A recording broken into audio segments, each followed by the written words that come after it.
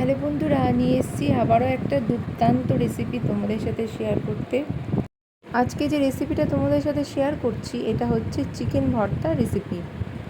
এই রেসিপিটা আমি একবারই খেয়েছি, আর সেটা খেয়েছি দীঘারই একটা হোটেলে।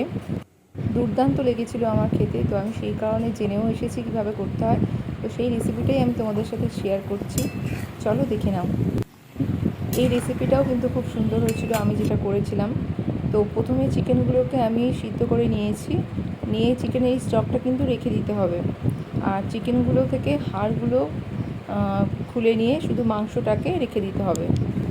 চিকেনগুলো দেখো পুরো সরু সরু এরকমভাবে ছাড়িয়ে নিতে হবে, মোটা মোটা থাকলে হবে না, এরকম সরু সরু রাখতে হবে। এবারে কড়াইতে আমি সর্ষের তেল দিয়ে দিলাম পরিমাণ মতন। তেলে দিয়ে দিলাম এলাচ, লবঙ্গ আর দারচিনি। এরপরে দিয়ে দিলাম পেঁয়াজ, আদা, রসুন বাটা। তারপরে দিয়ে দিলাম দুটো কাঁচা লঙ্কা, একটা অর্ধেক টমেটো টুকরো করে কেটে রাখা, সেটাও দিয়ে দিলাম। অল্প একটু নাড়াচাড়া করে নিয়ে এর মধ্যে হাফ চামচ নুন দিয়ে দেবো। খুব বেশি নুন দিইনি, কারণ চিকেনটা যখন সিদ্ধ করেছিলাম তখন একটু নুন দিয়েছিলাম, আর সেই জলটা তো দেবো, তাই আর নুন বেশি দিলাম না। এবারে দিয়ে দেবো 1 চামচ হলুদ গুঁড়ো, 1 চামচ কাশ্মীরি লঙ্কার গুঁড়ো আর 1 চামচ ধনে গুঁড়ো। এবার এই সমস্তটাকে খুব ভালো করে নাড়াচাড়া করে নিতে হবে। মশলাটা ভালো করে কষিয়ে নেওয়া হয়ে গেলে এর মধ্যে চিকেনগুলো দিয়ে দেব।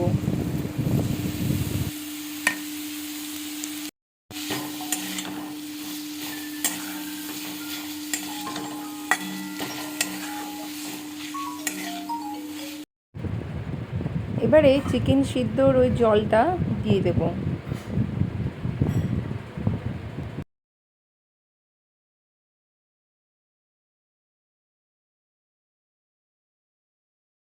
খুব অল্প করে একটু চিনি দিয়ে দিলাম।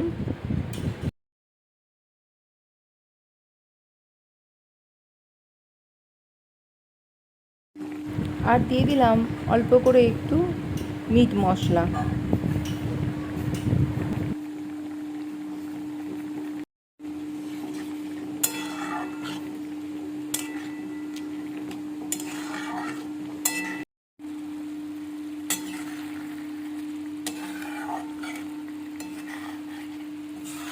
গ্যাসের একদিকে এদিকে চিকেন ভর্তা তৈরি হচ্ছে, আরেকদিকে আমি একটা সসপ্যানে দুটো ডিম সিদ্ধ করে নেব।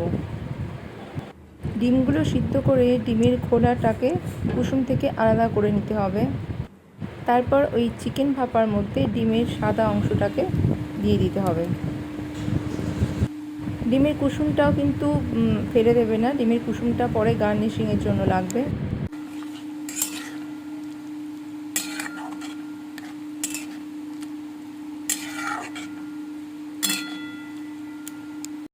চিকেন ভাপা আমাদের মোটামুটি রেডি হয়ে গেছে। এবারে কড়া থেকে নামিয়ে এটা অন্য একটা পাত্রে ঢেলে নেব, আর চিকেন ভর্তার উপরে কুসুমটাকে ভালো করে ছড়িয়ে দেব। আজকে আমার এই চিকেন ভর্তা রেসিপি তোমাদের কেমন লাগলো তোমরা কিন্তু কমেন্ট করে জানিও। আর তোমরাও বাড়িতে একবার এইভাবে তৈরি করে দেখো, খুব ভালো লাগবে খেতে। আশা করি আমার ভিডিও তোমাদের খুব ভালো লাগছে। ভালো লাগলে অবশ্যই একটা লাইক, কমেন্ট আর শেয়ার করে দিও। আর চ্যানেলটাকে যারা এখনও সাবস্ক্রাইব করোনি তারা সাবস্ক্রাইব করে দিও চ্যানেলটাকে। তাহলে আজকের মতন টাটা, আবার অন্য কোনো দিন অন্য কোনো ভিডিওর সাথে খুব তাড়াতাড়ি দেখা হবে।